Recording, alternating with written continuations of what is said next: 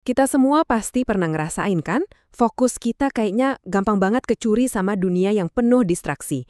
Nah, dalam beberapa menit ke depan, kita akan kupas tuntas gimana caranya membangun ulang otak kita buat ngambil kembali fokus itu. Yuk, kita mulai. Pernah nggak sih ngerasa otak tuh kayak makin lemot, makin males mikir, dan buat fokus aja susahnya minta ampun? Tahu kan, momen-momen pas kita seharusnya ngerjain sesuatu yang penting, tapi tangan kita malah refleks nyari handphone.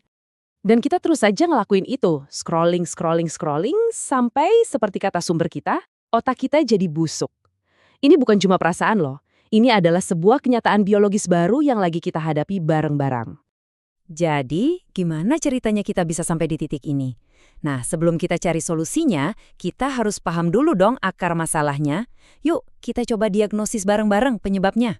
Semuanya ini dimulai dari sebuah fenomena yang disebut The Great Rewiring.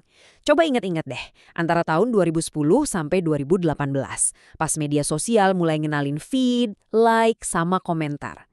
Tanpa kita sadar, interaksi sama tombol-tombol simpel ini secara fundamental mengubah cara kerja otak kita, terutama bagi generasi muda yang otaknya seakan-akan diprogram ulang secara biologis. Perubahan ini ya bener-bener ngubah kondisi mental kita secara drastis. Biar lebih kebayang, coba deh kita lihat perbedaan antara masa kecil zaman dulu sama zaman sekarang.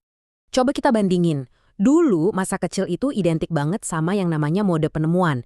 Kita main di luar, jatuh, bangun lagi, belajar dari pengalaman langsung. Nah sekarang, generasi baru tumbuh dalam mode bertahan.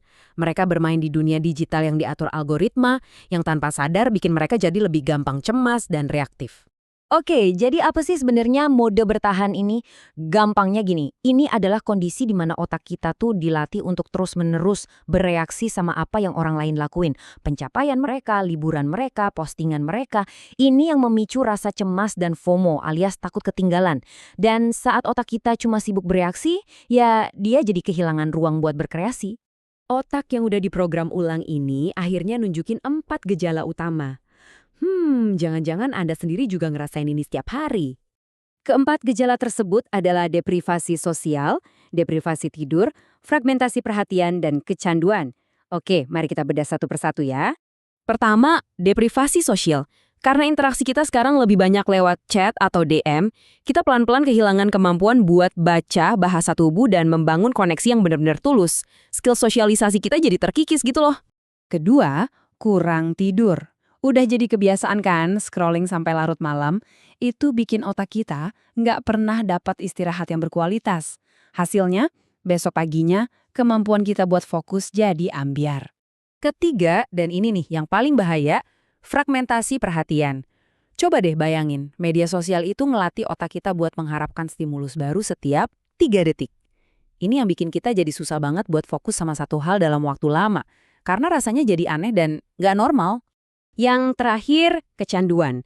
Otak kita jadi manja, terbiasa sama dopamin instan, hadiah kepuasan super cepat dari notifikasi dan like.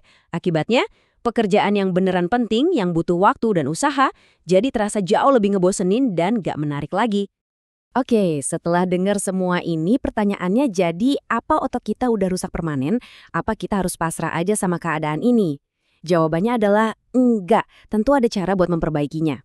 Nah, sekarang kita masuk ke bagian solusinya. Yuk kita lihat ada protokol sederhana yang bisa kita pakai buat mulai membangun kembali kekuatan otak kita. Kunci utamanya adalah puasa dopamin. Idenya simpel banget sebenarnya. Dengan sengaja menunda kesenangan instan, kita seakan-akan mereset sistem penghargaan di otak kita. Ini kayak proses kalibrasi ulang, biar otak kita kembali menghargai pekerjaan yang mendalam dan bermakna. Terus gimana cara ngelakuinnya? Gini. Coba mulai dari 60 sampai 120 menit pertama setiap pagi, jangan sentuh handphone sama sekali. Ganti sama aktivitas membosankan, kayak baca buku, nulis jurnal, atau olahraga. Ciptain juga zona bebas handphone, misalnya di kamar tidur. Dan buat ngelatih sisi sosial, coba deh tantang diri Anda dengan satu interaksi baru setiap minggunya.